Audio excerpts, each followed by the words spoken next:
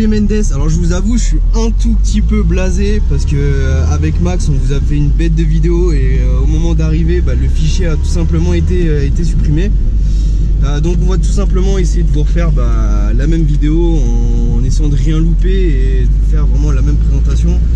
Mais je vous avoue que c'est un peu un supplice parce que dans la voiture il fait vraiment super chaud.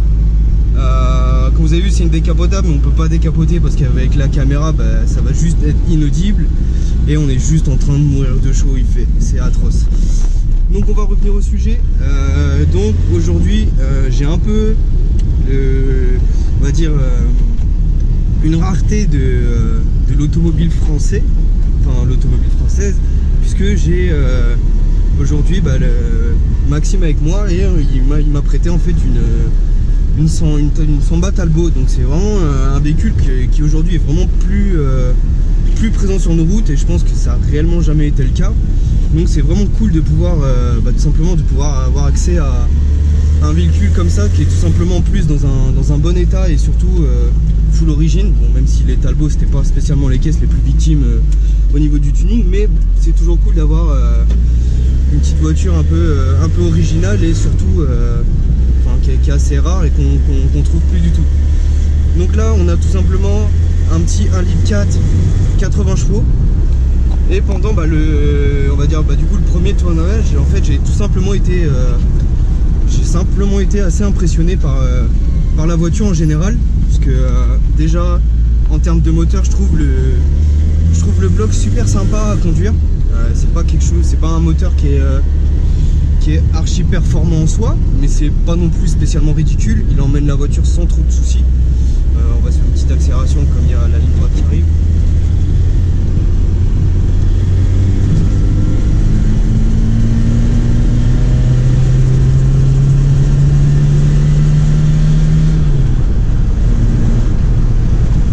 Donc comme vous voyez, c'est clairement pas un foudre de guerre, mais c'est juste correct.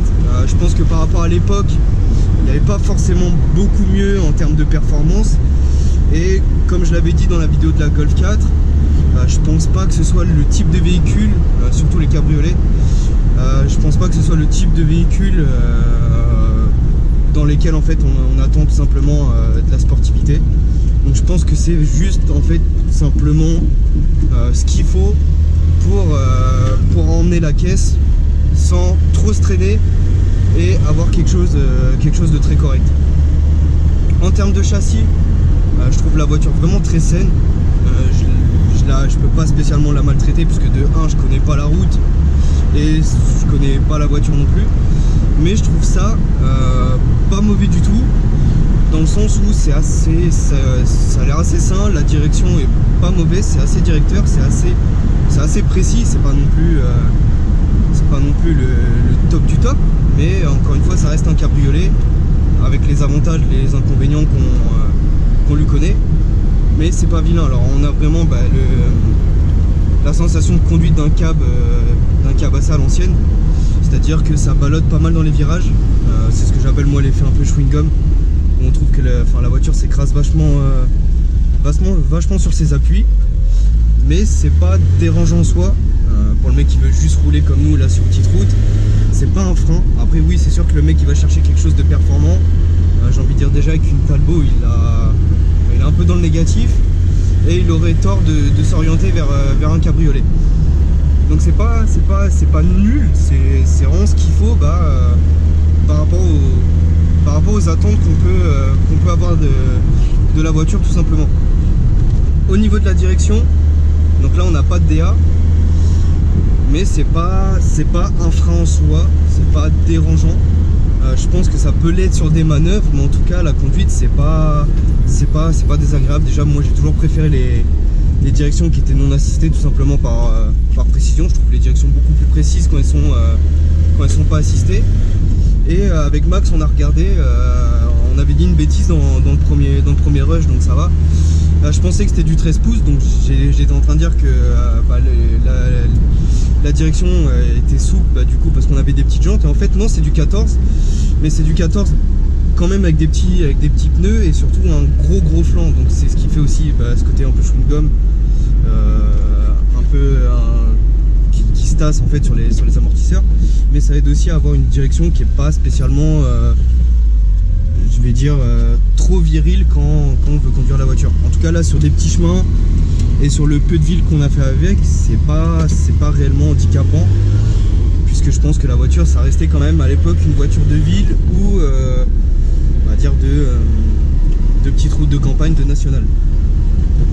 Ce que j'ai beaucoup aimé pendant l'essai, c'est de 1 l'étagement de la boîte.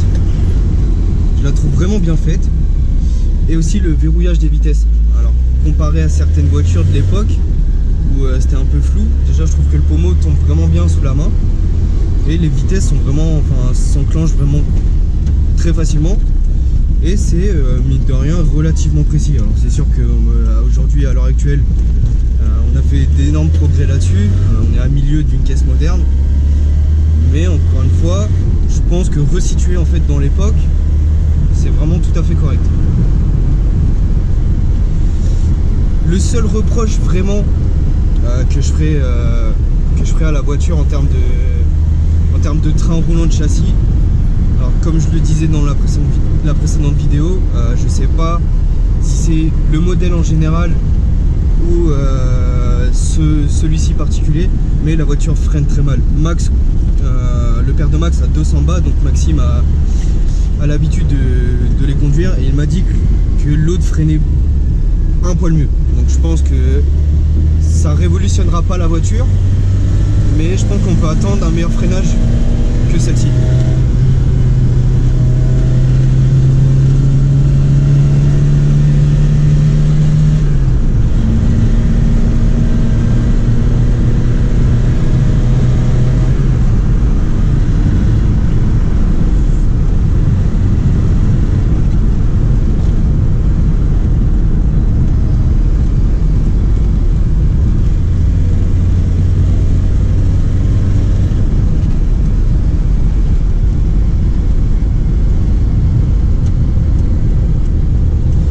J'aimerais rajouter quelque chose que j'ai pas dit dans la précédente vidéo, parce que ça vient de me venir que maintenant.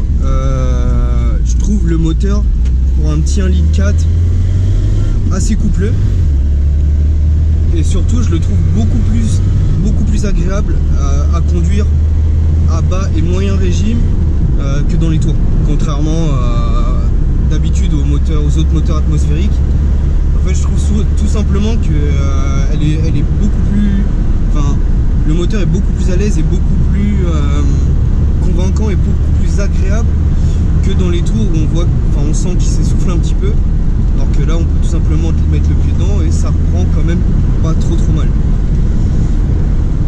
En ce qui concerne la voiture en elle-même, j'ai tout simplement envie de dire que on aime ou on n'aime pas.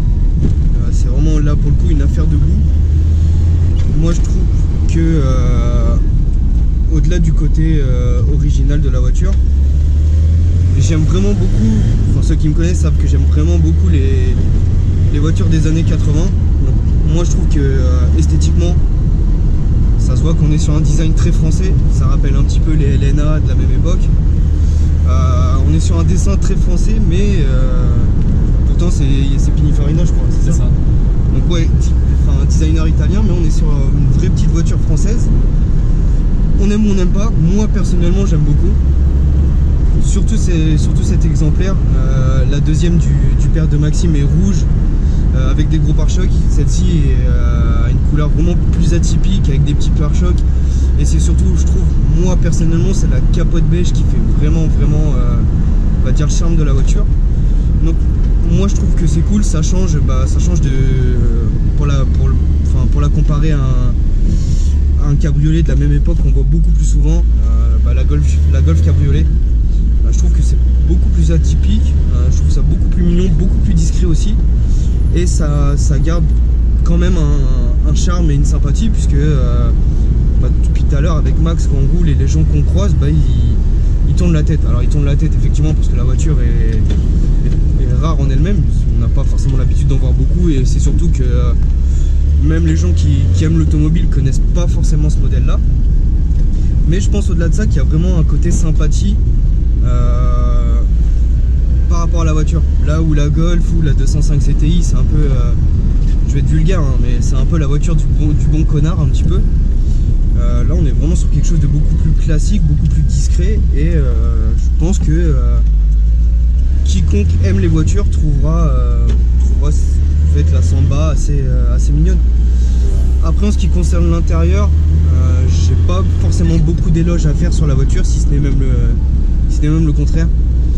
Encore une fois, c'est un peu typique des voitures de ces années-là. On est vraiment sur un intérieur que je trouve pas spécialement très beau, pas spécialement très bien fini non plus, et qui vieillit pas très bien dans le temps. Enfin, en tout cas, les matériaux font assez cheap par rapport à justement si on la compare. Si on la compare encore une fois à la Golf cabriolet. Je trouve que là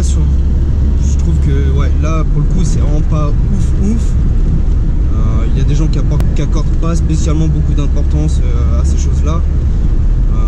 Pour faire un test et avoir vraiment un ressenti complet, je trouve que là sur ce côté là c'est vraiment pas ouf. En tout cas je trouve que c'est vraiment une très bonne alternative au cabriolet qu'on connaît, la Golf, l'Escort, la 205, pour avoir quelque chose qui est un peu différent et qui a aussi son charme et ses qualités. Et je tiens également tout simplement à remercier le père de Maxime qui m'a accordé sa confiance, et surtout sans qui tout simplement le test n'aurait pas pu avoir lieu, parce que je pense qu'à l'heure actuelle trouver une Samba Talbot en bon état, ça doit être un petit peu une mission. Et c'est la première fois que non seulement je monte, c'est encore tout droit, putain j'y arrive pas à m'y faire. Ouais. J'en ai vu très peu dans ma vie, je suis jamais monté en passager, j'en avais encore moins conduit jusque là. Et je dois avouer que c'est une très bonne découverte, parce que, bon, mis à part que là on étouffe de chaud dans la caisse, je trouve que c'est une voiture qui est vraiment un régal à conduire. Ok, c'est une vieille voiture, mais on n'a pas spécialement vraiment l'impression d'avoir une voiture à côté de la plaque, et j'imagine très bien une personne vouloir la rouler au quotidien. Je pense que ça se fait tout simplement. Alors oui, c'est une voiture, comme vous pouvez le voir par rapport au tableau de bord, il n'y a pas forcément beaucoup d'options. C'est pas une caisse moderne en soi, mais c'est pas vilain. Donc nous on va vous laisser juste ici. N'hésitez pas à me dire ce que vous avez pensé de la voiture en général.